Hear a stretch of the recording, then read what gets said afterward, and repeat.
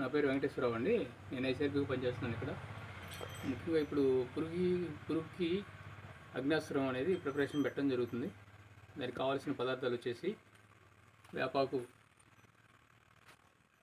10 కేజీలు, పచ్చి కేజీలు, చిన్నులపాయలు అర కేజీ.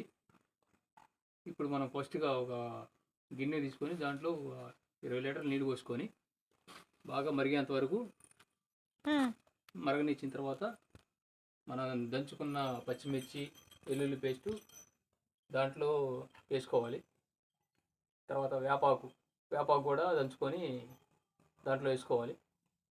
ఆ తర్వాత మనకి కావాల్సింది పొగాకు, జిల్లేడాకు, పొగాకు 2 కేజీలు, జిల్లేడు 2 కేజీలు, ఇక పోతే ఉమ్మెత్త ఆకు అది ఒక 2 కేజీలు.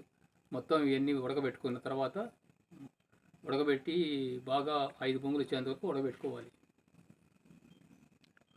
5 పొంగులు వచ్చిన తర్వాత దించుకొని బాగా చల్లారిన తర్వాత వడగట్టుకోవాలి.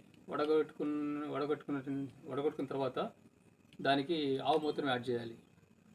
15 లీటర్ల ఆవు మూత్రం యాడ్ చేసి మనం ఇలా పెట్టుకోవచ్చు. 48 గంటల తర్వాత దాని ఆవు మూత్రం దాంట్లో కలుపుకోవాలి. ఇది 6 నెలలు నిల్వ ఉంటుంది. బాగా లద్దె పురుగుకి బాగా పనిచేసేది. దీన్ని అగ్నాస్త్రం అంటారు.